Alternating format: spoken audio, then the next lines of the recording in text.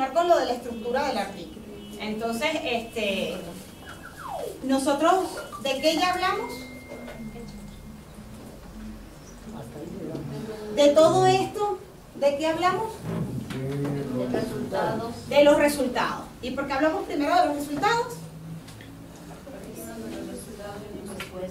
Porque esa es una de las formas, ¿ok? Si es un artículo basado en resultados, entonces lo más recomendable es comenzar desde los resultados.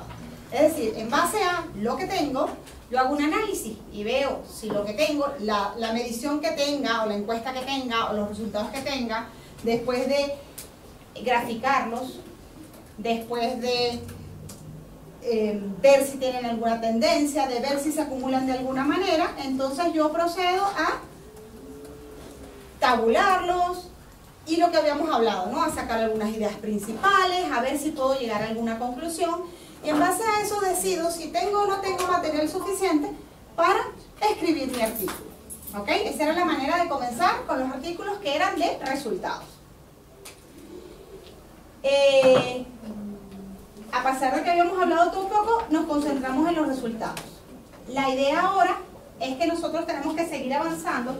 Fíjense que entonces estas primeras actividades que hicimos con respecto al artículo tienen que ver con buscar dos artículos que se parezcan al que yo quiero escribir, porque parte de lo que yo debo ver es cómo es la forma o cómo se presentan esos resultados para yo hacer ¿qué? Algo completamente innovador.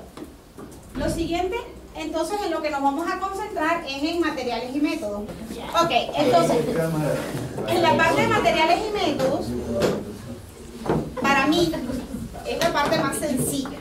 Si estoy trabajando en un artículo donde tengo resultados. ¿Por qué es la parte más sencilla? Porque yo trabajé para obtener esos resultados, ¿sí o no?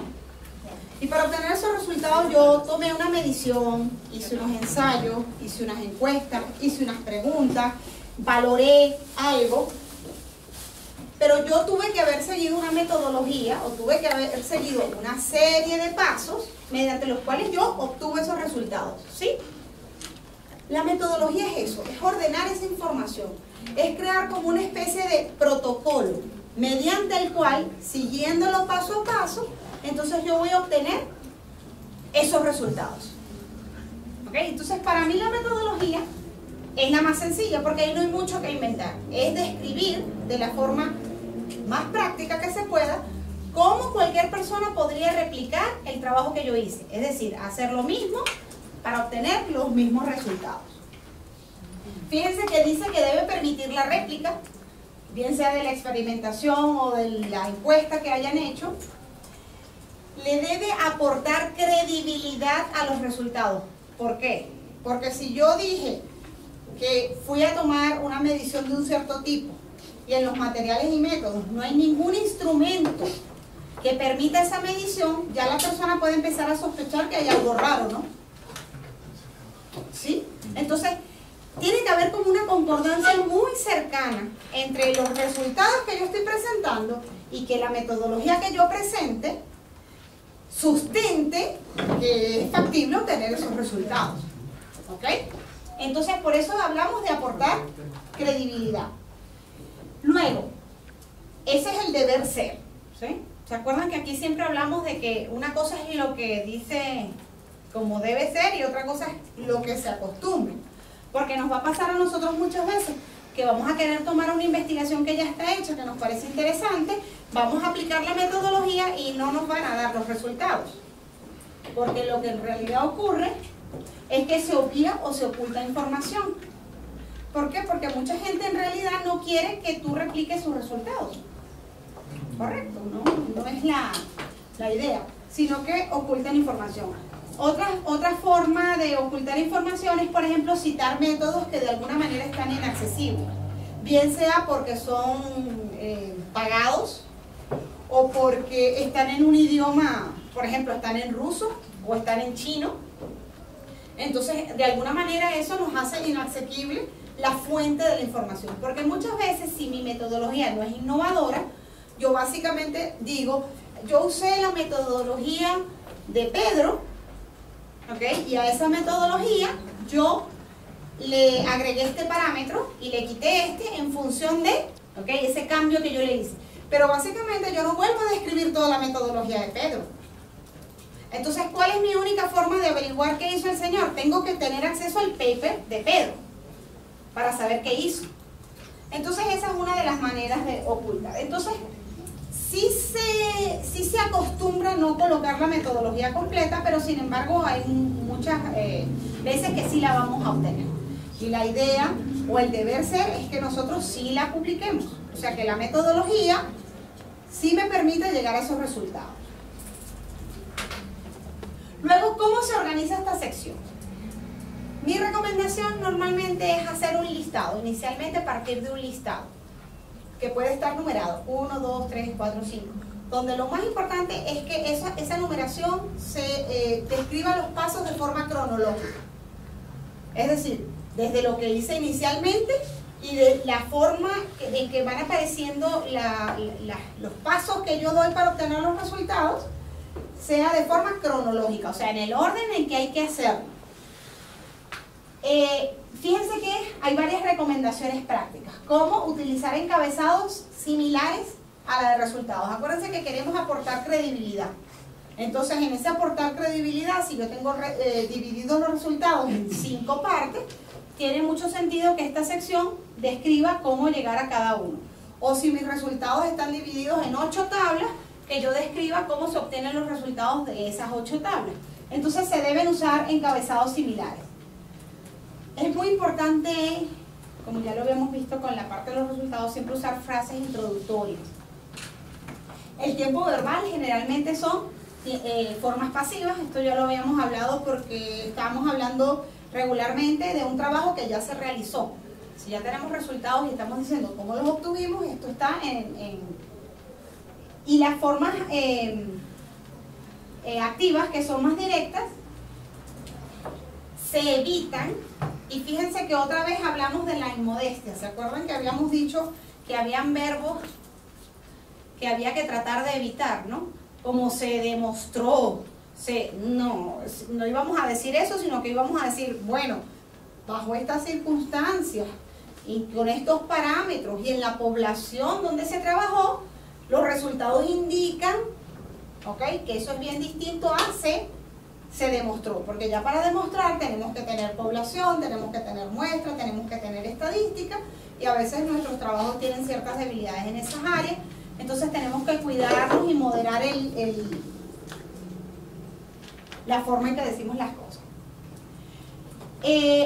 Otro error muy común es que, ¿se acuerdan que habíamos hablado de los párrafos? Entonces que estos párrafos sean completos. Los párrafos normalmente tienen al menos 3 oraciones, pero 3. No puede ser que haya una hoja y no haya la puntuación adecuada. Entonces usar frases cortas, concretas.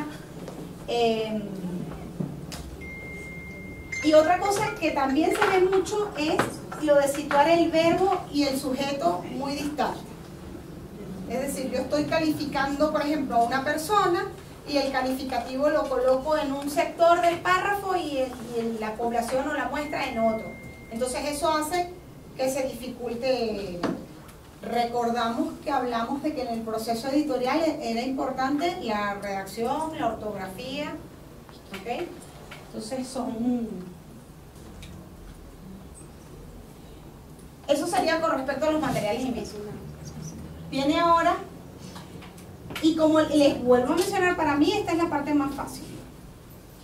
Yo hago un listado cronológico y después comienzo a redactar mis párrafos con el contenido. Tal vez el 1 y el 2 lo coloco en el primer párrafo, el 3 y el 4 en el segundo, y describo lo mejor que puedo el procedimiento para usar. Luego en la introducción les había mencionado que la forma que tenía este sector era ¿por qué? Porque era ancho arriba y angosto abajo. Iba de macro a micro. Ajá, porque de macro a micro o de lo general a lo específico. Y fíjense que aquí habla, dice planteamiento del problema, estado del arte y objetivo del trabajo. Yo les había dicho que siempre, si yo quiero buscar el objetivo general de un trabajo, me voy a ir al último párrafo de la introducción, porque la introducción debe cerrar con el objetivo general. Entonces, una introducción fíjense que ahí dice que debe aportar ciertas evidencias con respecto a la novedad, a qué interés tiene el trabajo que están realizando y si es adecuado o no, la pertinencia. Entonces básicamente yo puedo empezar con ideas generales, después hago una cierta cantidad o hago un resumen bastante compacto de qué es lo que se está haciendo actualmente. Eso es lo que se llama el estado del arte, ¿verdad? ¿Qué es lo que se está haciendo actualmente? En esta parte de qué es lo que se está haciendo actualmente es donde vamos a colocar la mayor parte de las referencias. Yo tengo un resumen de lo que hizo Pedro, de lo que hizo Pablo, de lo que hizo otro señor, ¿sí? Y en base a ellos, por eso es que aquí es fácil meter la novedad, por ejemplo. Lo que les decía, yo usé el mismo método de este señor, pero lo adapté a población menor de 10 años. Pero el método es básicamente ese. ¿Yo voy a obtener los mismos resultados que él? No necesariamente. Y si los obtengo, habré demostrado que también para una población de una edad distinta a la que él usó, los resultados son los mismos, o para una edad distinta requiere ciertas modificaciones. Entonces, pero todo eso está con base a lo que yo leí.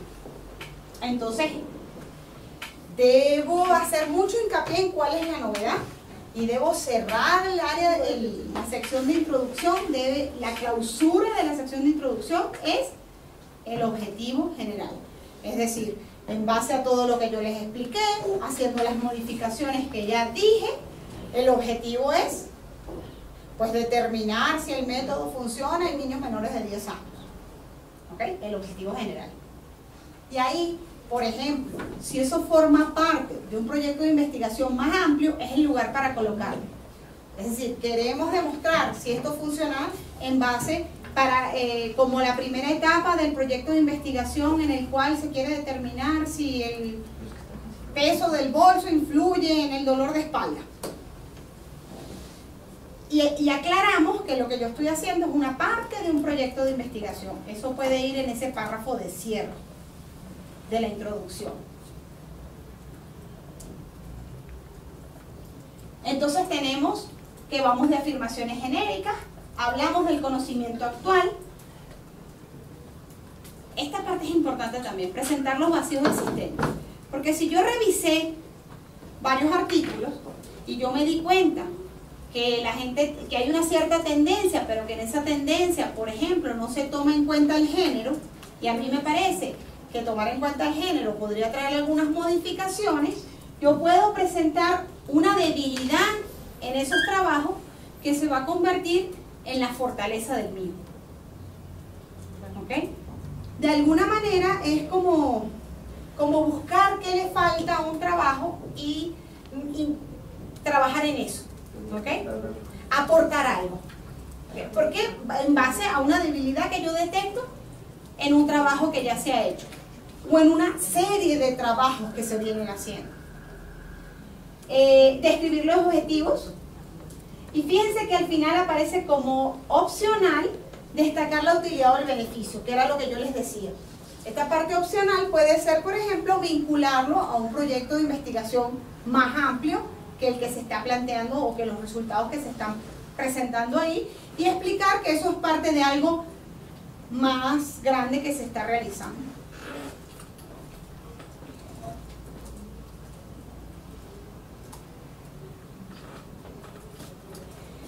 En esta sección es sumamente importante que todas las afirmaciones que se realicen deben estar respaldadas por referencias. Y vemos lo que dice aquí, ¿no? O sea, no es que es alguna o las que a ustedes les parezca importante o las que no les dio flojera buscar. O sea, no. Porque se supone que esta parte, ¿verdad?, es precisamente decir qué es lo que se está haciendo.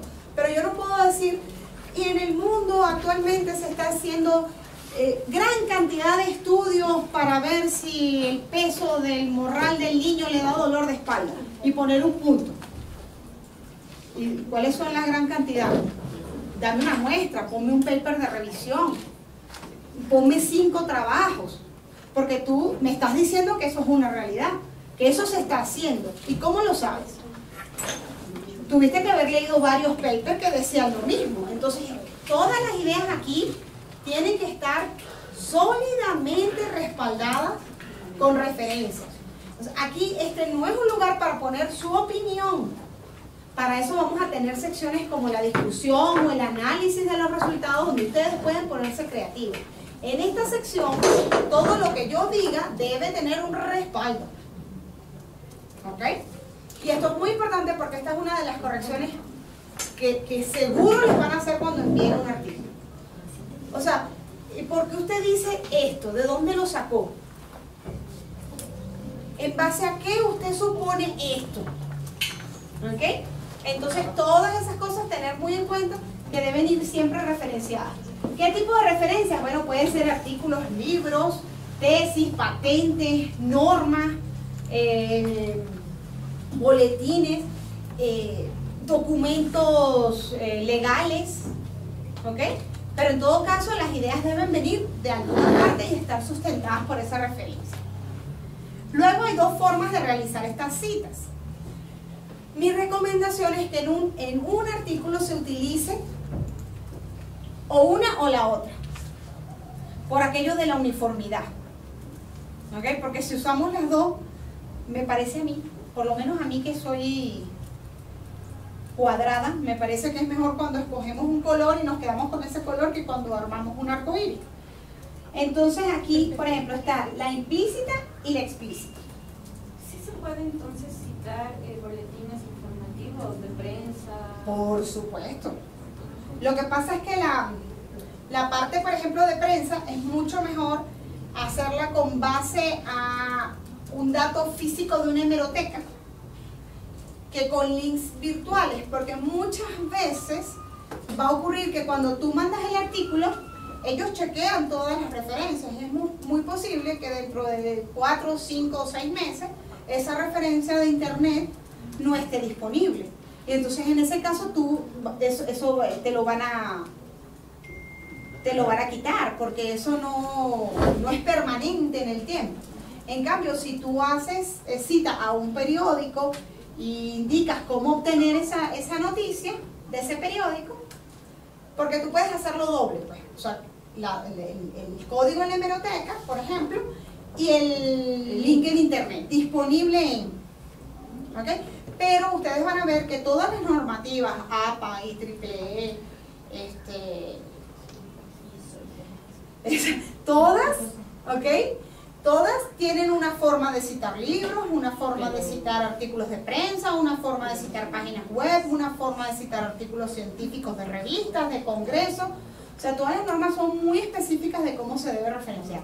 Pero por supuesto que un trabajo basado en unas tendencias de las noticias o en el volumen de un tipo de noticias que apareció durante un cierto periodo o el tratamiento de un fenómeno que le dio la prensa local, todo eso es estudiable y todo eso pues tiene que estar basado en lo que apareció en la prensa.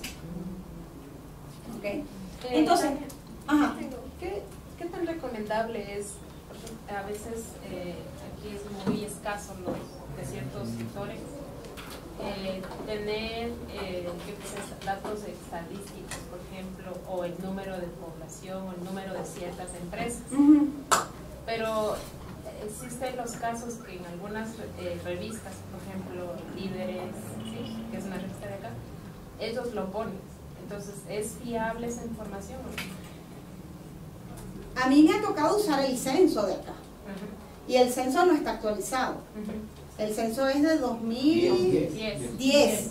Entonces, que yo no puedo asegurar que la población no ha sufrido modificaciones, pero el único dato del cual yo puedo presentar soporte es del censo de 2010. Yo no puedo inventar que la población aumentó o que la población disminuyó, porque eso no lo voy a poder referenciar. Entonces yo, a pesar de que el dato no está actualizado, tengo que usar el dato de 2010 y después pido disculpas más adelante y digo que bueno, que esos son los datos disponibles, oficiales, y que bueno, yo voy a trabajar con eso. ¿Y la proyección oficial? Claro, si hay una proyección usted ajusta, pero ¿y si no hay proyección? No puedo inventar. Pero, por ejemplo, en este caso, los municipios, por lo general, tienen esos datos. Informes. ¿Eso sí sirve como sí sirve para citarlos? Claro que sí, claro que sí. Porque esos informes existen en físico. Sí. Entonces lo ideal es que eso tenga algún tipo de codificación. Sí. No necesariamente va a ser un ISBN, que sería lo ideal. Porque lo ideal, lo que debería hacer estas instancias para darle algo de solidez a esos folletos, algo de para ayudar a que eso sea utilizable a nivel científico, deberían tener al menos un código ISBN. Pero aun cuando no tienen ese código ISBN, normalmente ellos usan una codificación interna y bueno, a nivel local tú lo puedes utilizar, si es válido. O de ahí, en base a eso, puedes sacar una tendencia y ajustar otros datos. Es decir, pero son ajustes, ¿no? Y todas esas cosas que nosotros tenemos que improvisar o tenemos tan desactualizadas, en realidad le quitan rigurosidad a tu trabajo, pero en muchas ocasiones no tenemos otras herramientas. O sea, es mucho mejor decir que usé el censo de 2010 que decir que yo se me ocurrió poner el doble porque me pareció que quedaba un número bonito, ¿no? Porque ahí me van a ahorcar facilito. ¿Y de dónde sacó el doble? ¿No? Yo les estoy dando la sobra. Entonces yo tengo que cuidarme. Es mucho mejor trabajar con datos que no estén actualizados. Si hay cómo hacer proyecciones, hacerlas, y si no, no inventar. O sea, una cosa que siempre que debemos evitar al máximo es inventar. Inventar datos le quita mucha fiabilidad, mucho soporte a tus resultados. ¿Ok?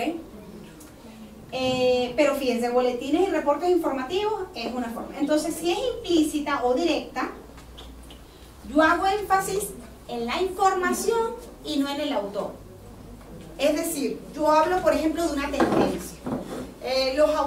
Los autores, o existen varios autores que indican que existe una tendencia en aumento del dolor de espalda de los niños en edad escolar. ¿Ok? Entre paréntesis, Pedro 2012, Alexander 2014, ahí estoy haciendo énfasis en la información. A veces, sobre todo cuando mi trabajo, por ejemplo, es una continuación de un trabajo de alguien o se basa en ese trabajo, es al revés. Yo hago énfasis en el autor. En 2012, ¿verdad? Roberto planteó que había una tendencia donde se mostraba claramente, y él lo hace a través de encuestas y comienzo a describir el trabajo, pero lo primero que coloco, o sea, es directa. Menciono expresamente al autor dentro del texto. No es un numerito al final. Por ejemplo, si estamos haciendo IEEE, o sea, nos pidieron IEEE, son números. Entonces yo en el primer caso mencionaría la información y después aparecería 2,4,6. De la otra forma no, de la otra forma yo coloco el nombre de la persona, coloco el año en que lo hizo y comienzo a describir su trabajo. Eso es con énfasis en el autor. Eso pasa mucho, lo que les digo, cuando mi trabajo tiene mucho soporte en un trabajo previo de esta persona. Si no, si es solo una tendencia global, yo más bien voy a necesitar citar a 3 o 4 personas y lo hago al final con énfasis en la información. Esas son las dos formas de realizar las citas. Hablamos de las citas dentro de la introducción, porque la parte muy importante de la introducción es el estado del arte. Y tenemos que entender por qué. El estado del arte es lo que una vez que la persona lo lee, ¿quién lo está leyendo? ¿Quién lee los artículos? Especialistas, ¿verdad? Eso no se nos puede olvidar. Cuando el especialista en esa materia está leyendo, él tiene que terminar convencido de que yo sé de lo que estoy hablando y de que yo he leído suficiente y de que he leído a la gente importante del área, porque él los conoce porque él trabaja en lo mismo. ¿Ok? Entonces, la parte de la revisión de los artículos es muy importante porque esa parte tiene que ver con demostrar que yo sé de lo que estoy hablando. ¿Ok? Y eso es parte de lo que yo tengo que ir haciendo en la medida en que voy pasando por este proceso de evaluación, ¿verdad? Ir demostrando en cada parte que yo voy pasando la prueba y que yo voy haciendo. Entonces en esta parte lo importante es demostrar que yo sé que leí suficiente y que las principales publicaciones que hay en esa área, yo las leí, las conozco, las entiendo y las incluí. ¿Ok? Entonces, con esto tendríamos la introducción, ¿verdad? Porque tenemos un planteamiento del problema general.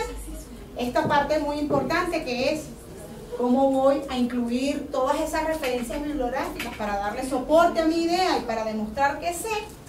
Y después, un párrafo final en el cual yo voy a plantear el objetivo. Recuerden siempre entonces que aquí nos podemos apoyar en las debilidades de los artículos. ¿Ok? Es decir, inclusive las debilidades a veces están colocadas de forma expresa en la discusión. ¿Se acordaban que hablábamos de que había que ser sincero, ¿no?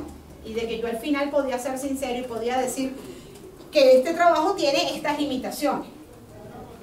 Entonces, yo me puedo apoyar en esas limitaciones que el mismo autor me está manifestando.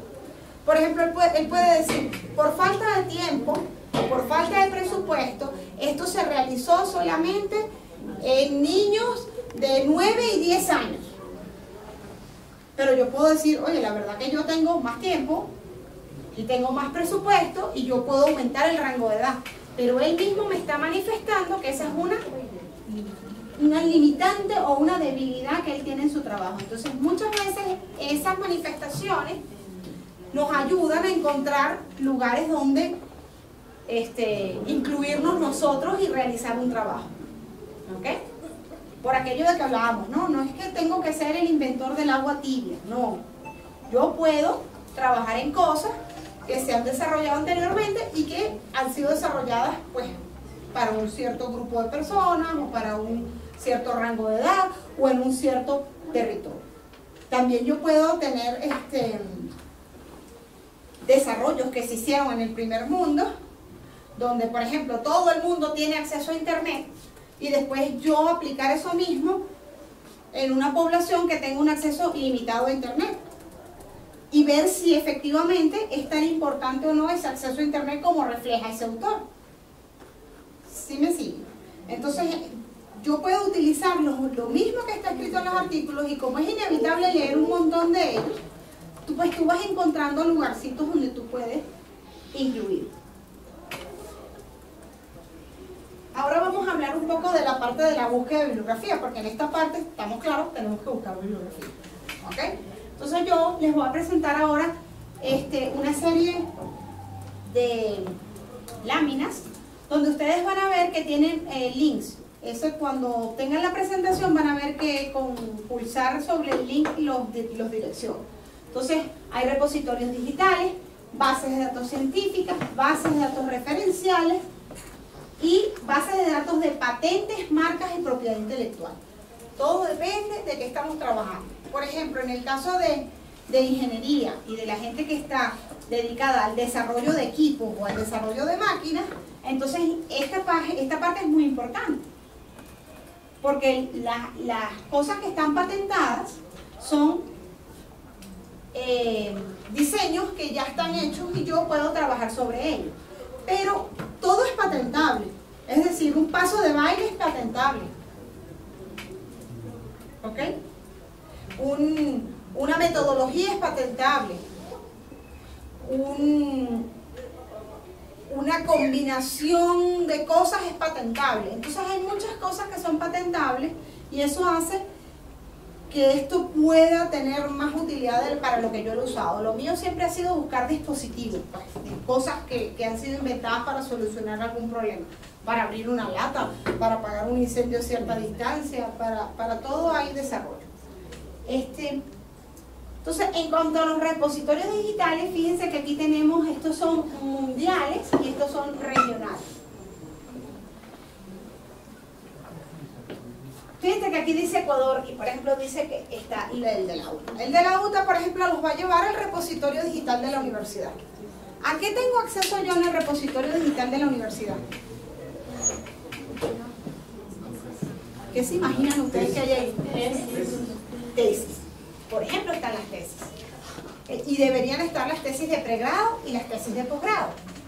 Pero bueno, cuando las universidades comienzan a ser más grandes, vamos a también conseguir ahí tesis.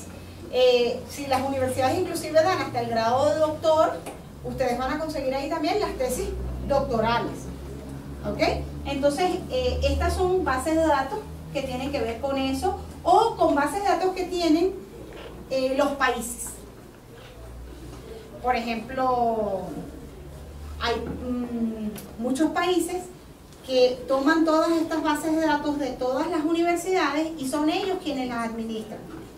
Y entonces el acceso es único, y al accesar ahí, yo acceso a todas las tesis que se han desarrollado en todas las universidades de ese país, que están como centralizadas, y otras están divididas por universidad. Las que son mundiales, fíjense que estas, todo lo que diga Open, ese es como el código que se está usando actualmente para decir que son de libre acceso.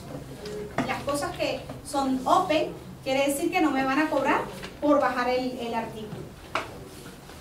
Fíjense que hay un Open Thesis y está ProQuest, que esa también es parte de la que está en la página de la UTA. Y hay otras que son, fíjense que son por países, y otras que son por universidades. Fíjense que tanto esta como esta son de universidades, bases de datos de una universidad. Y en cambio esta academia, es un grupo de universidades. Entonces ahí, esto es básicamente para tesis. Básicamente para tesis de grado. Ahora, estas son editoriales. Fíjense que por ahí está Elsevier, que esta es mejor conocida como... Lo que pasa es que Elsevier era una base de datos y Scopus era otra, pero ahora ellos se unieron. Porque eso también pasa, se unen y se desunen. Entonces ahora son la misma. Pero está Thomson Reuters, estas son todas editoriales, está McGraw-Hill, está Springer, son todas editoriales que todos que debemos reconocer de los libros de texto. Son editoriales grandes. Muchas de ellas tienen un cierto volumen de libros que son de libre acceso, pero regularmente no son los más actualizados. Es decir, cuando ellos sacan la 10ª versión, tal vez ponen la 5ª disponible gratuitamente. Entonces, bueno, no está tan actualizado, pero sí tenemos acceso a algunas versiones. Fíjense que dentro de las bases de acceso restringido y en inglés está Scopus, está EasyWeb y está EBSCO. ¿Qué quiere decir que son restringidas? Que aquí ustedes van a poder descargar, van a poder tener acceso a leer el abstract, el resumen, pero no van a poder descargar el artículo. Bueno, sí pueden, pero les van a cobrar. Hay que pagar 30 y 40 dólares por cada artículo. Tenemos de libre acceso en inglés. Por ejemplo, esta el Directory of el Dodge. Él ha crecido muchísimo. La cantidad de revistas que hay aquí es súper interesante y todas son de libre acceso al texto completo. El Google Scholar, que es nuestra primera aproximación, como yo les dije, solo colocar académico y buscar ya dentro de Google Scholar. Y hay también uno que cuando instalamos el Office hay como un acceso a través de Microsoft. No sé si cualquier Office, pero el Office oficial trae este acceso a una base de datos académica. Súper interesante, Cielos. ¿Por qué les dije que era interesante Cielo? Porque viene en español. ¿Y entonces? ¿Y para qué me sirve eso? Porque podría ver justamente cómo se está tratando desde la parte del inglés, que son los artículos que mayor importancia. Y conseguir las palabras clave. ¿Se acuerdan de las palabras clave? O sea, puedo aprender cómo se dice en inglés lo que yo quiero decir en español. Entonces, esta es muy buena, la Cielo, ¿ok? Y es de libre acceso. Fíjense, acceso abierto en español. Redalic, estas otras tres son como tienen como menos temas, pero también son bien interesantes porque son en español. Ahora, recomendable así para empezar, Cielo, porque Cielo me va a permitir bajarme unos cuantos artículos en español, obtener unos cuantos resúmenes en inglés y comenzar a buscar mis palabras clave. Ustedes deberían tener al menos unas 10 palabras claves inicialmente y después ir descubriendo cuál combinación es la que les permite acceder a los artículos. Luego están las bases de datos referenciales o estadísticas. Aquí vamos a ver que está la ONU, está la Organización Mundial de la Salud, está el Fondo Monetario Internacional, el Banco Mundial. Esto normalmente casi todos los documentos, excepto los que estén clasificados, están disponibles. Son cosas macro, que difícilmente voy a conseguir cosas muy específicas. Pero si yo, por ejemplo, quiero buscar mortalidad infantil, me voy a la Organización Mundial de la Salud, ¿verdad? O sea, pero cosas macro. Difícilmente ahí lo voy a encontrar, por ejemplo, específicamente para Ecuador. A menos que Ecuador haya reportado algo, pero tal vez eso que reportó es de 2010. ¿Ok? Y en los países, vamos a notar que en los países donde hacen censos más seguidos van a estar más actualizados los datos. Entonces estas son bases de datos referenciales. Estas son las que podríamos utilizar en la parte ancha de nuestra introducción. Y aquí están algunas como discriminadas. Estas tienen que ver con nutrición, estas tienen que ver con normas de calidad. Y aquí, más que les interesen estas bases de datos, lo que les indico es que están diferenciadas. O sea, una vez que ustedes consigan su área en la que van a trabajar, ustedes van a ver que eso que parece tan inmenso se va reduciendo cada vez más y se vuelve manejable. Porque lo que pasa muchas veces cuando nosotros iniciamos con el Google Scholar es que ¿cuántos resultados nos salen para cada cosa que ponemos? Varios millones, ¿no? Entonces llega un momento que tú dices, yo no puedo revisar 1 millón de links, o sea, ¿cuánto tiempo me va a tomar eso? ¿No? Entonces, eso es muy típico de cuando estamos buscando de forma muy amplia, ¿ok? Nosotros con el tiempo tenemos que ir direccionando a no buscar en Google, porque cuando estamos buscando con Google Académico, ¿dónde estamos buscando? Estamos buscando una base de datos específica, ¿no? Por lo menos si al ponerle académico ya nos salimos de Google, pero seguimos en otro Google, más chiquitito pero infinito. Entonces tenemos que ir discriminando, ir viendo que nosotros vamos a tener que irnos ajustando, ir buscando dónde está la parte que a nosotros nos interesa. Y ahí vamos a ver que no es tan grande la cantidad ni el volumen de información que necesitamos conocer. Y estas son las bases de datos de patentes. Fíjense que estas tienen otra ventaja. En la mayoría son de libre acceso. Es decir, que cuando alguien patenta una invención, yo tengo acceso a todo, a los esquemas, a los gráficos, a los planos, a las descripciones. Entonces son bien interesantes desde ese punto de vista porque tienen mucha información y son en general de libre acceso. Hay muy poquitas en español. Hay muy poquitas en español y vamos a ver que las mayorías. Spacenet tiene dos vertientes. Una que es la EPO, que está en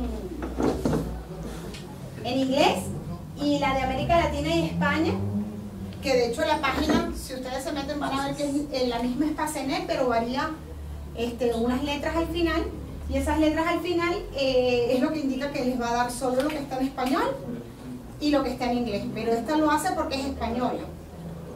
Pero vamos a ver, por ejemplo, que la base de datos en español es muy pequeña en comparación con la base de datos en inglés. Fíjense que hay una en China y esa es muy grande, pero ¿cuál es el problema de la base de datos en China? Que ahí vamos a tener acceso al abstract y del abstract para allá no vamos a entender nada porque está en chino. Entonces, claro, pero esta base de datos es grandísima, ¿ok? Por ejemplo, tanto en la base de datos rusa como en la base de datos china van a ver que si bien hay muchas patentes que están en los idiomas ruso y chino, también la mayoría van a estar en inglés, pero en español muy poquito.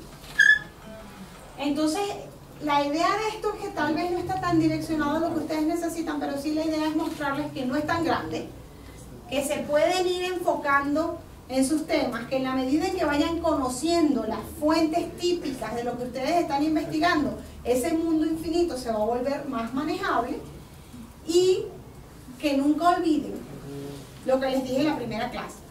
Si no encuentran mucho de lo que están buscando, es porque están buscando mal. Ah, esa se la aprendieron. Hay mucho, de lo que se le ocurra, hay mucho. Si no lo está encontrando, lo está buscando mal. ¿Ok? Bueno, hay una sesión práctica 3 que tiene que ver con qué es lo que podrían hacer ahora a partir de esto. Se supone que ya tenemos más o menos un título, ya tenemos 2 artículos que se parecen al que quiero escribir. Tengo unos resultados que ya de alguna manera los tengo ordenados. Entonces, fíjense, aquí hay que proceder a buscar al menos 10 artículos de los últimos 3 años que estén relacionados con el tema. ¿Por qué? Porque ya con 10 artículos yo puedo comenzar a escribir mi introducción. Correcto. Si los 10 artículos son buenos, interesantes y muy centrados en mi tema, 10 son suficientes. Si era un artículo de revisión, deberían ser al menos 20 o 30 artículos. Si no, eso para la introducción, no para las citas necesariamente. Es que fíjate, un artículo de revisión es cuando tú planteas que tú vas a hacer un resumen de algo. Que ese algo tiene que estar muy encasillado. Por ejemplo, mi resumen va a ser solo de los últimos 2 años. ¿Ok? Ya ahí lo encerré en el tiempo. ¿Okay? Va a ser y me tienes que dar un tema. Va a ser solo con respecto a este tema. Y además va a ser solo en Latinoamérica. ¿Okay? Ya cuando tú le pones todas esas restricciones, con cada restricción que tú pones, los millones de artículos se convierten en miles y se convierten en cientos. ¿Ok? Y entonces tú de ahí tú tienes que seleccionar, ¿verdad?, cuáles son los que están más relacionados con tu tema, los tomas todos y haces un muy buen resumen. Eso es un artículo de revisión. Pero en esto que las revistas te ponen la limitante de mínimo 50 citas o 100, depende. Eso muchas veces para los artículos de revisión, y fíjate que ahí todavía están siendo modestos, porque yo he visto revistas que te exigen al menos 300 artículos para que lo tuyo sea un artículo de revisión, o he visto revistas que te ponen volumen por año. Es decir, si tu revisión es del último año, entonces son 150, pero son 150 por cada año que tú vas a abarcar. O sea que tú tienes que conseguir en ese tema al menos 150 artículos para cada año que tú quieras reportar. ¿Okay? Al final mucho más largo. Sí, pero los artículos de revisión son muy apetecidos por las revistas porque son muy referenciados. Porque si tú quieres trabajar en un tema, ¿cuál es la mejor manera de meterte a ese tema? Buscar un resumen de todo eso. Buscar un resumen, ¿verdad? Y si el resumen está bien hecho, viene de una buena revista, entonces tú... Me ahorré mucho trabajo. Que se lo dio a alguien más, ¿no? Claro. Claro. Entonces esa es la idea. esa precisamente es la idea. Entonces esos artículos son muy citados. Como son muy citados y ya habíamos hablado de que la ponderación de la revista tiene que ver con el número de citas, son muy apetecidos. Las revistas les encantan los artículos de revisión y hay revistas que se dedican exclusivamente a publicar artículos de revisión. Pero esos artículos son muy trabajosos. Y obviamente hay que leer todos los 150 si tú eres el escritor. Bueno, no a profundidad, pero por ejemplo, no hay ninguna manera que tú los puedas agrupar en grupos de cosas que son símiles si tú no los lees. Porque ¿cómo vas a saber tú que el trabajo de este señor se parece al de este señor si no los lees? Entonces ahí te agrupan mucho, porque la idea es agrupar. Por ejemplo, en un caso específico de una investigación, de un artículo de revisión que date de una década, no sé. el diseño en cada año, cómo se fue dando, qué sé yo. Ajá. Entonces primero trataría de usar los filtros para buscar solo de ese año, cojo unos 5 buenos de ese año, los reviso y de ahí saco, digamos, solo de ese año. ¿Y así por año o cómo sería más fácil? Claro, una década es una cantidad monstruosa de tiempo para hacer una revisión de paper. O sea, sería demasiado, ¿no? Sin embargo, sí hay papers que te resumen inclusive más. Claro, porque Que te hablando de resumen música... inclusive 50 años. Exacto. Pero ahí indudablemente, tú solo vas a tomar en cuenta a la gente más relevante de esa época. Es decir, tú ahí no tienes que leer a todos los autores, sino que hay gente que se destacó en esa época y tú básicamente te vas a concentrar en lo que ellos escribieron. Porque imposible que cubras 50 años de artículos científicos. Claro. Para empezar, porque hace no mucho ni siquiera estaban en internet. Entonces consigues son unas cosas borrosas de cosas que estaban escritas a máquina o manuscritas. Entonces calcula tu manuscrito y en inglés ya es como mucho. y olvídate que puedes copiar y pegar. Entonces básicamente los artículos de revisión son sumamente trabajosos. Casi todos los que escriben artículos de revisión los hacen en un proceso final, por ejemplo, de una tesis doctoral.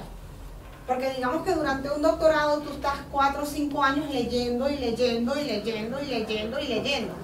Cuando terminan esos años tú estás bastante actualizado y ahí lo que te falta para terminar una revisión es poco.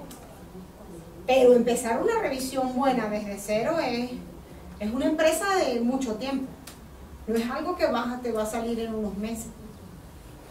Porque tienes que leer un volumen demasiado Por ejemplo, grande. si yo tengo una idea de un artículo de revisión y encuentro otro que ya está hecho y todo, o sea, ¿cambio de idea o qué puedo aportar hoy? No, porque si consigues uno, tal vez ese tiene una contextualización. Por ejemplo, tú puedes conseguir un artículo de revisión muy bueno, pero de Europa. Y tú puedes decidir hacer ese mismo trabajo en Latinoamérica. Por eso digo que esa herramienta que yo los incito a usar, de buscar algo parecido, es muy buena. Porque cuando tú consigues eso parecido, tú ves qué hizo, en qué época se concentró más, por qué lo hizo así, cuánta gente citó, y entonces tú vas tomando su metodología y la vas aplicando, solo que la contextualizas en otro, por ejemplo, en otro lugar del planeta. Las revisiones normalmente no son mundiales tampoco, por el mismo Por ejemplo, inconveniente. ya me centro en Latinoamérica y para ser más específico me centro en Ecuador. Lo que pasa en Ecuador, a las revistas les interesaría. Depende de qué sea. Por ejemplo, música experimental que se ha dado en Ecuador, qué sé yo, pero es como que